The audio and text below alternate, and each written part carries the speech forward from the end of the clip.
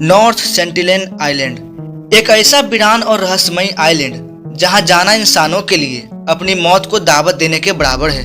बताया जाता है कि इस आइलैंड पर आदिवासियों का एक ऐसा ग्रुप भी रहता है जो करीब 60,000 साल पुराना है।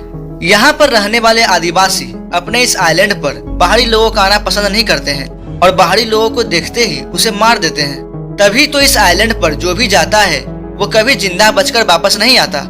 आपको लग रहा होगा कि हम किसी हॉलीवुड मूवी की कहानी बता रहे हैं, लेकिन दोस्तों ये कहानी नहीं बल्कि हकीकत है। आज की वीडियो में हम बात करने वाले हैं नॉर्थ सेंटिनेल आइलैंड के बारे में, जो कहीं और नहीं हमारे इंडिया में ही मौजूद है। तो चलिए बिना देर किए हुए अपने इस वीडियो को स्टार्ट करते हैं। तारीख थी 2 अगस्त 1981 की। आधी रात से ठीक पहले की बात है। प्रिमरोज नाम का एक जहाज जो कि मुर्गी का चारा लेकर बांग्लादेश और ऑस्ट्रेलिया के बीच सफर कर रहा था। खराब मौसम और कम्युनिकेशन एरर की वजह से ये जहाज अपना रास्ता भटक गया। सुबह जब होती है तो ये पता चला कि ये जहाज एक रॉक से टकरा गया है। सामने सूखी जमीन को देखकर जहाज के कैप्टन को हिम्मत मिली। सामने एक बड़ा सा टापू था जिसमें मीलों लंबा बीच बना हुआ था। जहाज टापू से काफी नजदीक था, लेकिन समुद्र में काफी ज्यादा हलचल थी, इसलिए लाइफ बोट उतारना काफी मुश्किल हो रहा था। क्योंकि जहाज के डूबने का कोई खतरा नहीं था, इसलिए कैप्टन ने फैसला किया कि जहाज पर ही रुककर हम मदद का इंतजार करेंगे। ऐसे करते करते कुछ दिन गुजर गए और एक दिन जहाज के वॉच टावर में खड़े एक लड़के को कुछ लोग दिखाई देते हैं। उसने देखा कि कुछ लोग टापू के जंगलों से उस ओर आ रहे हैं। पहले तो उसे लगा कि शिपिंग कंपनी ने रेस्क्यू के लिए कुछ लोग भेजे होंगे, लेकिन फिर जब उसने गौर से देखा तो ये आम लोग नहीं थे। इनमें से किसी ने भी कपड़े नहीं पहन रखे थे, सिवाय एक बेल्ट जैसी चीज जो उनके कमर से बंधी हुई थी। साथ ही इन लोगों ने भाले और धनुष तीर पकड़ रखे थे जिन्हें वो हवा में लहरा रहे थे। उसी वक्त वहाँ से कोसों दूर हांगकांग की रीजन शिपिंग कंपनी के ऑफिस में फोन की घंटी बजी। जब उन्होंने कॉल को रिसीव किया तो सामने से प्रिमरोज के कैप्टन की कांपती हुई आवाज आती है। वो कह रहे थे कि 50 के आसपास जंगली लोग लकड़ी की नाव से जहाज पर हमला करने के लिए आ रहे हैं और शाम तक ये शिप पर चढ़ जाएंगे और कोई नहीं बचेगा, इसलिए जल्दी से हेलीकॉप्टर की मदद से उन्हें रेस्क्यू किया जाए। यह कॉल आते ही कंपनी के ऑफिस में हंगामा मच गया। बात हांगकांग के गवर्नमेंट तक पहुंच गई। एक सरकारी प्रवक्ता ने कहा, लगता है कि कैप्टन पागल हो गया है। और अगले दिन प्रेस में खबर छपती है कि इस आइलैंड के लोग आदमखोर हैं और वो इंसानों को मारकर खा जाते हैं। इधर शिप पर सबकी हालत खराब हो रही थी। एक फ्लेयर गन, कुछ पाइप, जिसको जो मिल रहा था उसने वो पकड़ लिया और इसका इस्तेमाल करके वे लोग 24 घंटे तक अपनी रक्षा करते रहे। टापू के लोग शिप पर तीर चला रहे थे, लेकिन हवा तेज होने की वजह से वो तीर जहाज तक नहीं पहुंच पा रहा था। जहाज के ऊंचे होने की वजह से उस पर कोई चढ़ नहीं पा रहा था। एक हफ्ते बाद इंडियन नेवी का एक हेलीकॉप्टर रेस्क्यू के लिए वहां पहुंचता है। उन्होंने रस्सी की मदद से शिप में बैठे लोगों का रेस्क्यू कर लिया और जहाज को वहीं छोड़ दिया गया। इस जहाज को बनाने का काम एक कंपनी को मिला। जब वे बढ़कर वहां पहुंचे तो उन पर भी हमला किया गया। फिर सब कुछ समय के साथ शांत हो गया। जंगल से लोग आते रहे, लेकिन वक्त के साथ साथ उन्होंने हमला करना बंद कर दिया। नॉर्थ सेंटिनेल आइलैंड, जिस आइलैंड पर यह सब हो रहा था, वो भारत के अंडमान आइलैंड्स का नॉर्थ सेंटिनेल आइलैंड है। और जिन लोगों ने हमला किया उन्हें सेंटिनेली आदिवासी कहा जाता है।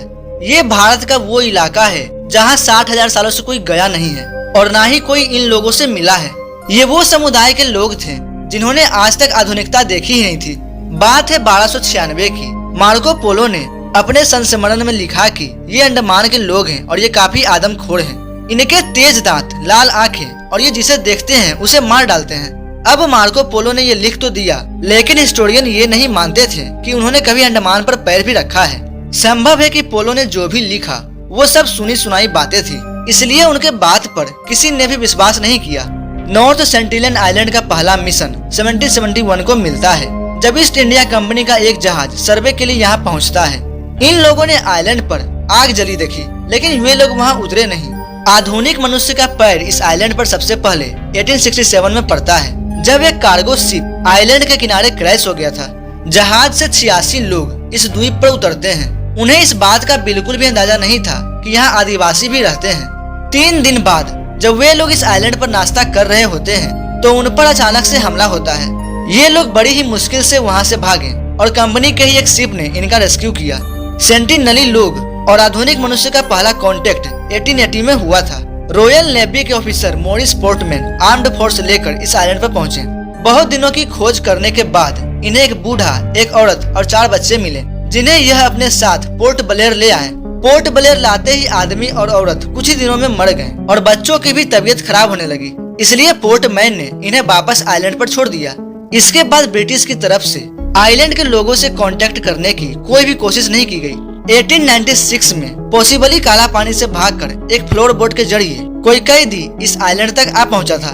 जब कुछ दिनों बाद उन्हें खोजने के लिए एक सर्च पार्टी आई तो उन्होंने उनका लाश देखा। वहाँ पर उस कैदी की लाश मिली जिस पर तीर के निशान थे और उसका गला काट दिया गया था। इसके बाद अगले 70 सालों तक कोई भी इस आइलैंड के पास नहीं गया। इंडियन गवर्नमेंट के तरफ से भी इस आइलैंड के लोगों से कांटेक्ट करने की कोई भी कोशिश नहीं की गई। कुछ साल ऐसे ही बीत गए। फिर 1967 में त्रिलोकनाथ पंडित इस द्वीप पर पहुंचते हैं। वे अपने टीम के साथ पहुंचे थे। जब वे आइलैंड के पास पहुंचकर अपनी दूरबीन से देखते हैं तो उन्हें वो आदिवासी दिखाई देते हैं, लेकिन बोट को देखते ही वे लोग जंगल की तरफ भाग गए। त्रिलोकनाथ पंडित और उनकी टीम ने इन कदमों का पीछा किया और वे भी जंगल की तरफ चले गए। जब वे लोग जंगल के अंदर जाते हैं तो उन्हें 18 झोपड़ियां दिखाई दी।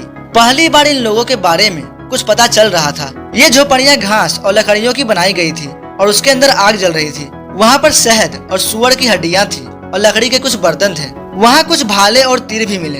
तीर की नोक पर लोहा लगा हुआ था, जिससे पता चला कि ये लोग मेटल से वाकिफ थे। इन लोगों को किसी आदिवासी से मुलाकात तो नहीं हुई, लेकिन ये लोग वहाँ पर कुछ नारियल और मेटल के बर्तन छोड़ आए।